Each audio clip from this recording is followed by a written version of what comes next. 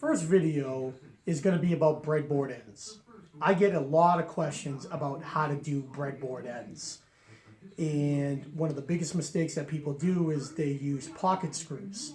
You can't use pocket screws on breadboard ends because you have to allow for your tabletop to expand and contract. You have to allow for that movement.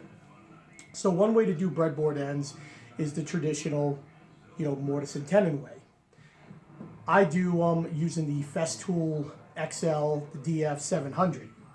I use 12 by 100 dominoes, and I mark off 5 spots, one in the center, one on each end, roughly 2 inches from the side, and then 2 more on each end in the middle there. I've already squared off this end. I've got the domino set on the tight setting, and I'm just going to drill a hole at each mark for now.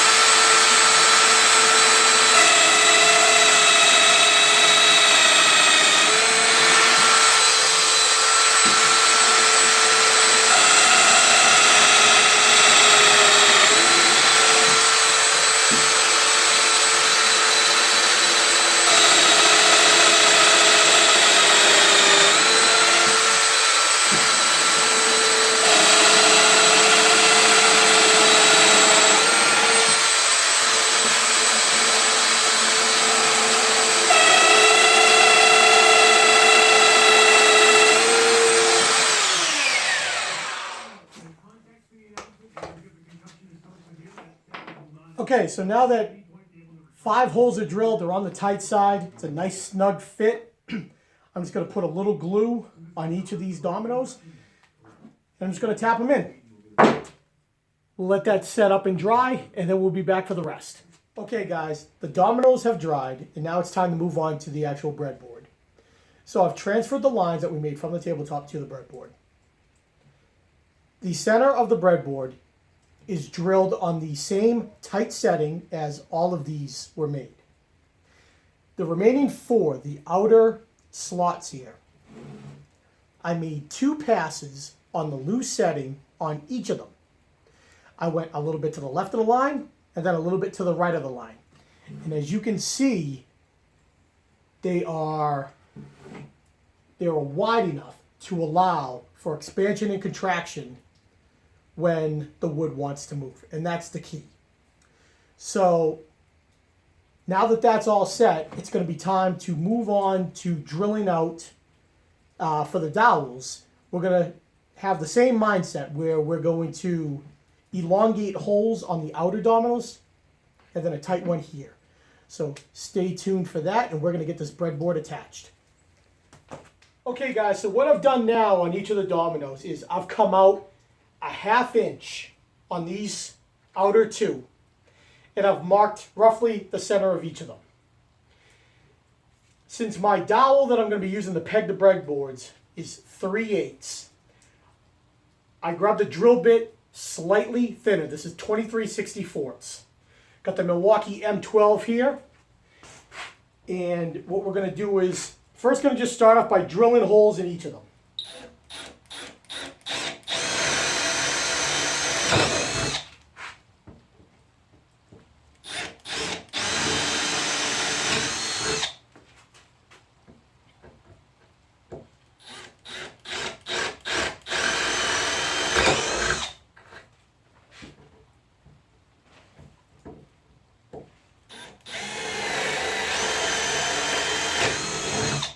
Okay, notice I did not drill out the center. The center one is going to be the only tight one, so that is going to be done with the breadboard at the same time. So what we're going to do now is we're just going to go back and we're going to elongate. So you're going to take your drill with your bit and go side to side to open it up to allow the dowel to move when it wants to move.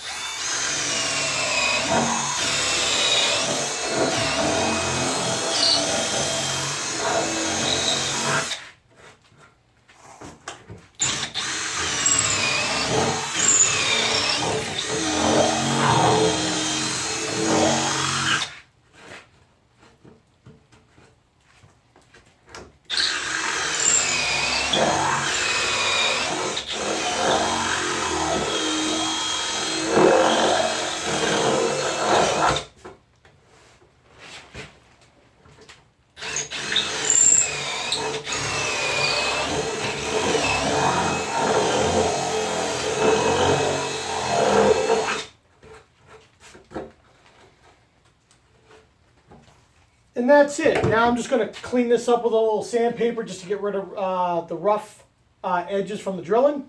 And let's get this breadboard on. Here we are, moment of truth. So we're going to get a little glue on the center domino. Not a lot, just a little. We got all the holes drilled. Now it's time to get the breadboard on.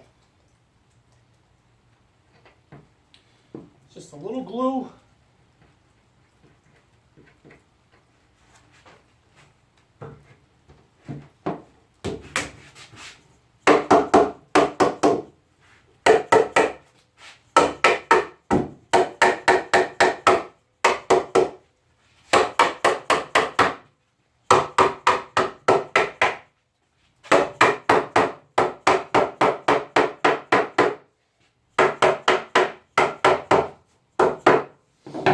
There we are. Breadboard is on. It's got a nice tight seam, so let's clamp it up.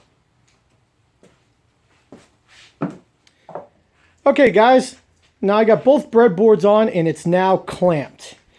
And as you can see, we got a nice tight seam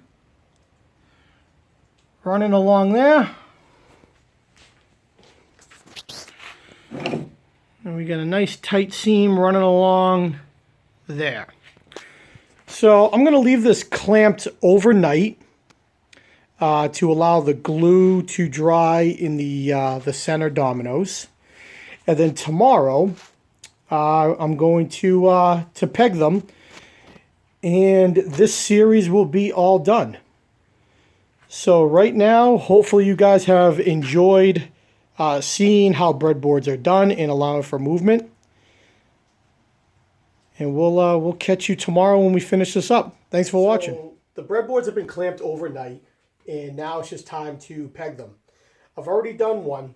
I've pre-cut some dowels using the same drill bit that we used to open up the slots. If you remember on the dominoes, we came back about a 1/2 inch and then drilled and opened them up. On the breadboard, though, I'm going to come back an extra 30-second because when I drive these in, I want them to kind of go in at an angle and grab and pull the breadboard in snug. So let's do that.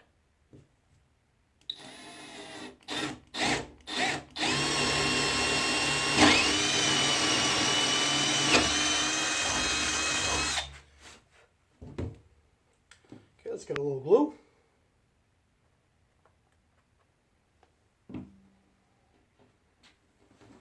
Tap it through.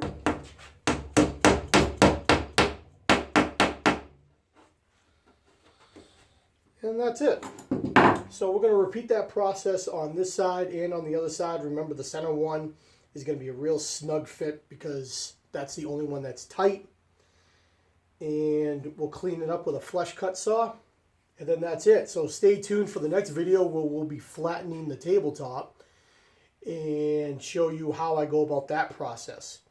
So thanks very much for tuning in. I really hope that you guys learned a lot as far as tackling breadboards, and hopefully you feel confident trying. It's really not difficult. I know it's intimidating for a lot of people to do, but the process is relatively easy.